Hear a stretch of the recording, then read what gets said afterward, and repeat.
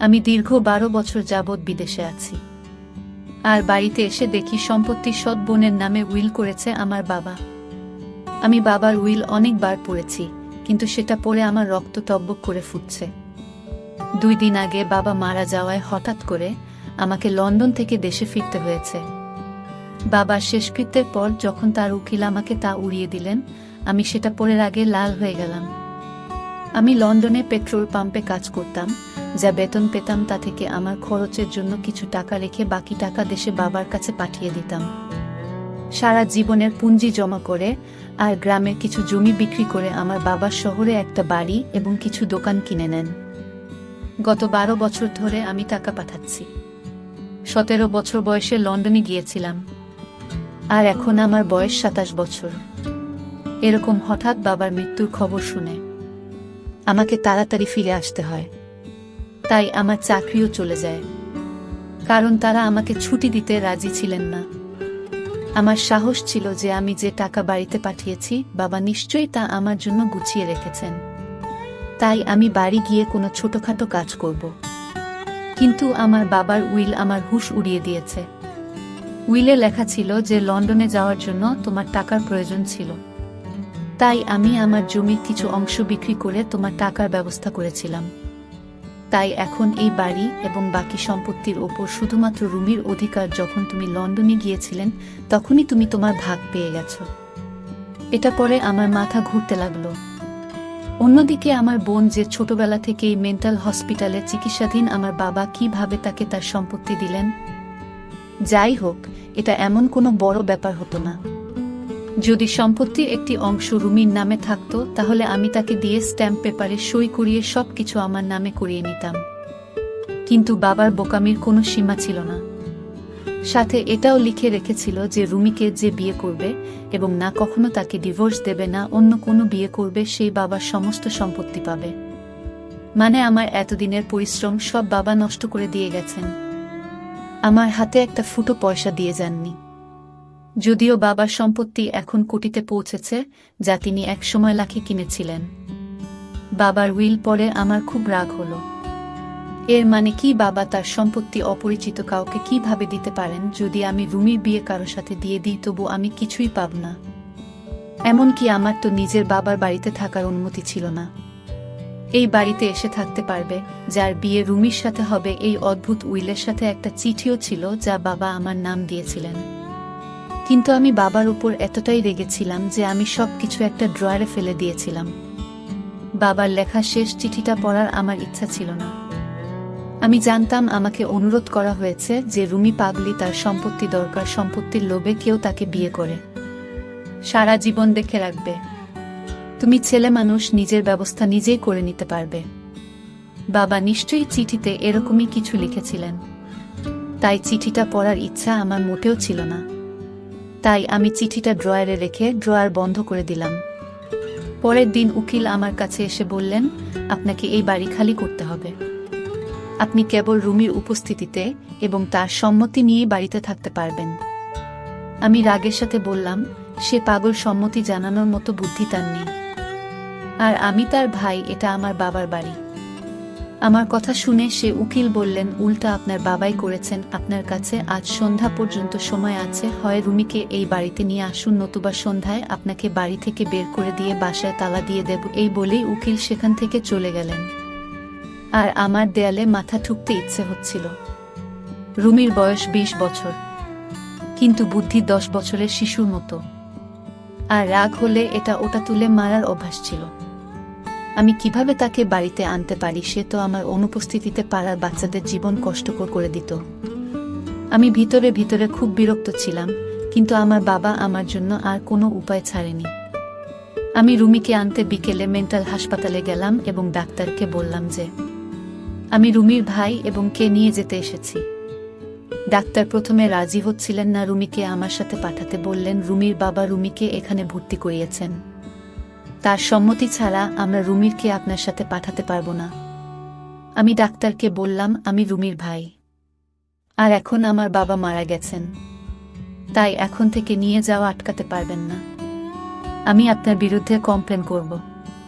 তখন ডাক্তার লাইনে এসে রুমিকে আমার সাথে পাঠাতে রাজি হলেন। ডাক্তার আমাকে কিছু কাগজপত্রে সই করালেন এবং নার্সকে বললেন রুমিকে নিয়ে আসতে। কিছুক্ষণ পর একটি খুব সুন্দরী মেয়ে তার লম্বা খোলা চুল নিয়ে দাঁড়িয়ে আমার দিকে তাকিয়ে রয়েছে। আমি 10 বছর পর তাকে দেখছি এবং তাকে কোনো অ্যাঙ্গেল থেকে পাগল বলে মনে হচ্ছিল না। একে দেখে কেউ পাগল বলতে পারবে না এবং এর সৌন্দর্য দেখে চোখ সরাতে ভুলে যাবে। আমি তাকে 10 বছর আগে দেখেছিলাম। সে তখনও সুন্দর ছিল, কিন্তু এখন তার গায়ের রং আরো ফুটে উঠেছে। সে আমার দিকে মায়েরই চোখে তাকিয়েছিল।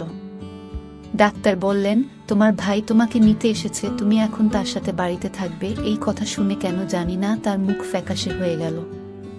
সে বলতে লাগলো, আমি শুধু বাবার কাছে যাব, বাবার কাছে ছাড়া আর কারো কাছে যাব না, সবাই আমাকে মারে। আমিও কি তাকে আনতে চেয়েছিলাম? বাধ্য হয়ে ওকে বাড়িতে নিয়ে আসতে হচ্ছে। বাধ্য হয়ে আমি রুমির সামনে গিয়ে বললাম, রুমি, আমি তোমার আশু দাদা, ভালো করে দেখো, আমাকে চিনতে পারবে, আমি তোমাকে বাবার কাছে নিয়ে যাব। কিন্তু আপাতত তোমাকে আমার সাথে থাকতে হবে। বাবা বাইরে গেছেন, ফিরে এলে তোমাকে বাবার কাছে নিয়ে যাব। আমি মনে করিয়ে দেওয়াতে সে আমার দিকে মনোযোগ দিয়ে তাকাতে লাগলো। হয়তো তারা আমার কথা মনে পড়ে গিয়েছিল। তাই হঠাৎ রুমির খুব খুশি হয়ে বলল, আশু দাদা। আমি বললাম, হ্যাঁ, তোমার আশু দাদা। তারপর আমি পকেট থেকে চকলেট বের করলাম, যা দেখে ওর চোখ চকচক করে উঠল। আমি বললাম, রুমি, আমার সাথে চলো, আমার কাছে এরকম অনেক চকলেট আছে, আমি সব তোমাকে দিয়ে দেব। আমার কথা শুনে সে আমার হাত থেকে চকলেট নিয়ে আমার সাথে যাওয়ার জন্য রেডি হলো। আমি প্রথমে ওকে বাজারে নিয়ে গেলাম এবং ওর জন্য কিছু সুন্দর পোশাক কিনলাম। আমি এটা করছি কারণ উকিল আসার আগে ওর চেহারা কিছুটা ঠিক করতে চেয়েছিলাম। কিন্তু ফিরে যাওয়ার সময় একটা খেলনার দোকানে রুমির চোখ আটকে গেল এবং সে বলল, আশু দাদা, আমার খেলনা চাই। সে আমাকে আশিস না বলে আশু দাদা বলে ডাকত। আমি তাকে খেলনার দোকানে নিয়ে গেলাম। ভেবেছিলাম একটা খেলনা নেবে, কিন্তু সে অনেক খেলনা নিতে শুরু করলো। কিন্তু আমার পকেটে এই মুহূর্তে এত টাকা ছিল না। তাই রুমিকে আদর করে বললাম, এখন একটা নিয়ে নাও, কালকে আমি তোমাকে অনেক খেলনা কিনে দেব। কিন্তু সে জোর করতে লাগলো। তাই আমি রুমির উপর রেগে যেতে লাগলাম। আমি ওর কাছ থেকে সব খেলনা কেড়ে নিয়ে রেখে দিলাম এবং ওর হাত ধরে ওকে জোর করে গাড়িতে তুলে বাসায় নিয়ে এলাম। সে বাচ্চাদের মতো জোরে জোরে কাঁদছিল। 1 ঘন্টার মধ্যে ওর পাগলামি দেখে বিরক্ত হয়ে গেলাম। আমার মৃত বাবার উপরে রাগ হতে লাগলো। না জানি কেন সে আমাকে এমন বিপদে ফেলে গেলেন যে আমাকে তার দ্বিতীয় স্ত্রী, পাগলি মেয়ের দেখাশোনা করতে হচ্ছে। রুমি আমার সৎ মায়ের প্রথম স্বামী সন্তান। আমার বয়স যখন 10 বছর, তখন আমার মা এই পৃথিবী ছেড়ে চলে যান এবং আমার বাবা আবার বিয়ে করেন। আমার সৎ মা যখন এই বাড়িতে কনে হয়ে আসেন, তখন তিনি তার মেয়েকেও সঙ্গে করে নিয়ে আসেন, যে দেখতে একদম জাপানি পুতুলের মতো হলেও একটু পাগলি ছিল। আমার বাবা আমাকে বলেছিলেন, রুমি, তোমার বোন, এখন থেকে তোমার বোন মনে করো। কিন্তু আমি রেগে বলেছিলাম, এই মেয়েকে আমি বোন মানতে পারবো না। আমি তো আমার সৎ মাকে না, আমার বোনকে কখনো পছন্দ করতাম না। মা মেয়ে দুজনের সঙ্গে কথা বলতাম না। খাবার খেয়ে হয় রুমে যেতাম, না হলে বন্ধুদের সঙ্গে বেরিয়ে পড়তাম। স্কুল থেকে ফিরে এটাই আমার রুটিন ছিল। আমি মা এবং মেয়েকে অবহেলা করতাম। কিন্তু সুহানা নামের মেয়েটির প্রতি তখন থেকে ঘৃণা অনুভব করতে শুরু করি। যখন আমার নিজের বাবা আমার চেয়ে তাকে বেশি ভালোবাসতেন, তিনি তাকে কোলে নিয়ে এমনভাবে ঘুরতেন যেন সে তার নিজের মেয়ে। আর আমি সৎ, যখন আমি বাবাকে এসব করতে দেখতাম, রাগে আমার রক্ত টকবক করে ফুটত। একবার আমি আমার খেলনা নিয়ে খেলছিলাম, তখন সে আমার খেলনা নেয়ার জন্য জোরাজুরি করতে শুরু করলে আমি তাকে বলেছিলাম, খবরদার আমার খেলা স্পর্শ করবে না। তখন সে জোরে জোরে কাঁদতে শুরু করে। তাই আমি ওর মুখে জোরে থাপ্পড় মারলাম। আমার থাপ্পড় এতটাই জোরে ছিল যে সে ছিটকে পড়ে গেল। এমন সময় আমার বাবা ঘরে ঢুকেছিলেন। এটা দেখে আমার সৎমা আমার দিকে ঘুরতে লাগলেন আর বাবা আমাকে খুব জোরে জোরে থাপ্পড় মেরে বললেন, এই নিষ্পাপ শিশুর গায়ে হাত তোলার সাহস তোর কিভাবে হলো? ব্যাস, তারপর থেকেই আমি সুহানাকে ঘৃণা করতে লাগলাম। সময় যত গড়াতে লাগলো, এই পাগলের প্রতি আমার ঘৃণাও বাড়তে থাকলো। তারপর 17 বছর বয়সে আমি আমার পড়াশোনাকে বিদায় দিয়ে বাবার কাছে যে কটরতে লাগলাম যে আমাকে লন্ডন যেতে হবে। আমার এক বন্ধু তার বাবার সাথে সেখানে গিয়েছিল। আমিও তাদের সাথে গিয়েছিলাম। আমার কাছে কোনো ডিগ্রি ছিল না, তাই পেট্রোল পাম্পে আমি কাজ করতাম। এখন 10 বছর পরে এসে দেখি আমার নিজের বাবা আমার পরিবর্তে তার সৎ মেয়েকে সবকিছু দিয়ে দিয়েছেন। সে এখনো আমার সাথে জেদ করছিল, তাই আমি তার উপর খুব রেগে গেলাম।